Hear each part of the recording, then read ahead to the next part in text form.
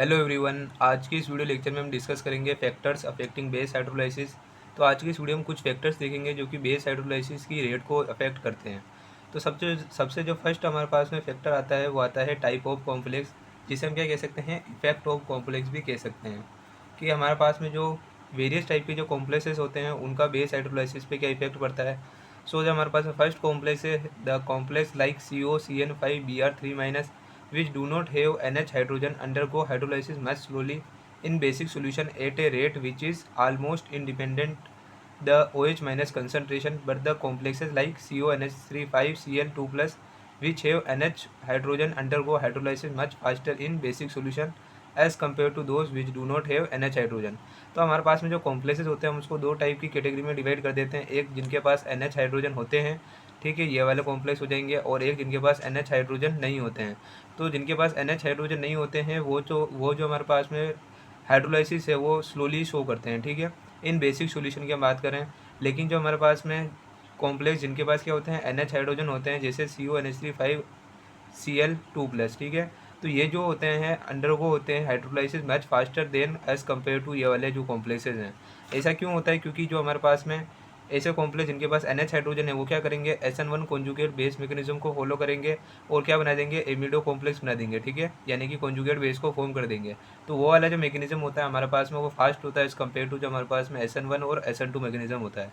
तो यही चीज़ यहाँ पे लिखी है। तो हमारे पास में क्या हुआ, कॉम्प्लेक्स का भी इफेक्ट पड़ता है on the rate of base hydrolysis, अगर हमारे पास में जो कौन सा मैकेनिज्म हो, कॉन्जुगेट बेस मैकेनिज्म हो, ठीक है।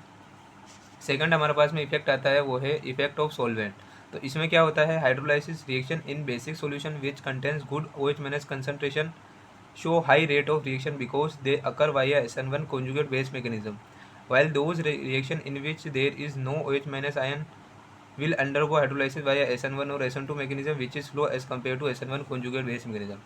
जैसे कि मैंने आपको पहले बताया कि अगर हमारे पास में कोई सॉल्वेंट हो जिसके अंदर क्या हो, OH माइनस कंसनट्रेशन हो, उसकी जो हो हाई कंसनट्रेशन हो, ठीक है, और जो हमारे पास में रिएक्शन है वो अकर हो रही है via SN1 conjugate base mechanism, तो जो हमारे पास में रिएक्शन होगी वो क्या होगी, फास्ट होगी, क्योंकि यहाँ पे जो है OH माइनस की कंसनट्रेशन भी अच्छी है, तो जो हमारे पास में कॉन्जुगेट बेस है वो इजीली फॉर्म हो जाएगा, और जो रिएक्शन होगी किससे प्रोसीड होगी, via SN1 conjugate base mechanism से, ठीक है।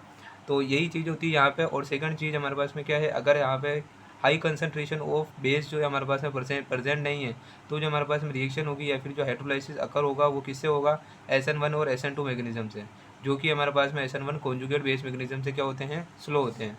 नेक्स्ट हमारे पास में इफेक्ट आता है effect of the leaving group, ठीक है। तो ये जो इफेक्ट है ये सब में ही सेम रहता है कि हमारे पास में एसिड हाइड्रोलाइसिस हो या फिर बेस हाइड्रोलाइसिस हो, ये दोनों जो इफेक्ट है हमारे पास में इफेक्ट ऑफ लिविंग ग्रुप और strength of metal ligand bond same रहते हैं।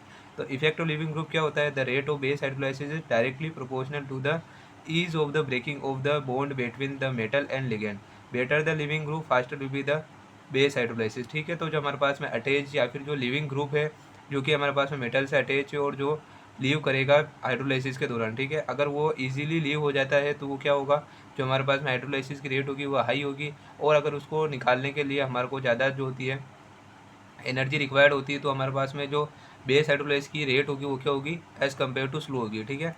अब फोर्थ हमारे पास में जो फैक्टर आता है वो क्या आता है हमारे पास में, वो है strength of metal ligand bond, ठीक है। As the metal ligand bond strength increases it is difficult to break the metal ligand bond, hence the rate of base hydrolysis decreases, ठीक है। जैसे जैसे हमारे पास में जो लिविंग ग्रुप है और जो मेटल है उनके बीच में जो स्ट्रेंथ होती है वो इंक्रीज होती है, तो उनको जो होता है डिसोशिएट करना जो होता है लिगेंड को वो हमारे लिए हार्ड होता है, और जो बेस हाइड्रोलाइसिस होती है उसकी रेट जो होती है डिक्रीज कर जाती है। फिफ्थ हमारे पास में फैक्टर आता है वो है न्यूक्लियोफिलिसिटी ऑफ लिगेंड, ठीक है। The reaction proceeding through SN2 mechanism, it has been observed that the with increase in nucleophilicity of attacking ligand, the rate of base hydrolysis increases.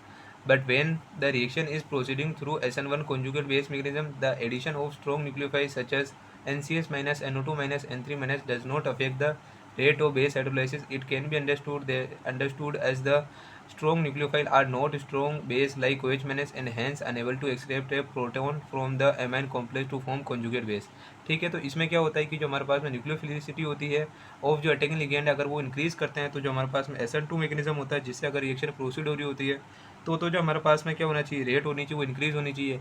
लेकिन अगर हमारे पास में जो मैकेनिज़्म है वो क्या होता है, SN1 कॉन्जुगेट बेस मैकेनिज़्म होता है। तो अगर हम स्ट्रोक न्यूक्लियोफाइल डालते हैं जैसे NCS minus NO2 N3 minus, तो ये हमारे पास में जो है रेट और बेस हाइड्रोलाइसिस को अफेक्ट नहीं करता है। क्यों नहीं करता है? क्योंकि जो हमारे पास में NCS NO2 N3 माइनस क्या है, ये हमारे पास में स्ट्रॉन्ग न्यूक्लियोफाइल है, लेकिन स्ट्रॉन्ग बेस नहीं है OH माइनस के कंपैरिजन में। अगर स्ट्रॉन्ग बेस होते तो क्या करते हैं, ये NH हाइड्रोजन को एक्सक्रिएट कर देते और क्या बनता, कॉन्जुगेट बेस बनता, और जो रिएक्शन होती है वो प्रोसीड होती है through SN1 conjugate base magnesium, जो कि फास्टर होता है एज कम्पेयर टू SN1 और SN2। ठीक है, तो ये चीज़ यहाँ पे लिख रखी है और ये चीज़ हमने डिस्कस करी थी जब हमने देखा था कि कौन कौन से एविडेंस हैं in favour of SN1 conjugate base mechanism. तो ये हमारे पास में कुछ फैक्टर्स थे जो कि अफेक्ट करते हैं बेस हाइड्रोलाइसिस को। आई होप कि आपको वीडियो हेल्पफुल लगा होगा, तो वीडियो को लाइक करें और हमारे चैनल को सब्सक्राइब करें। Thanks for watching.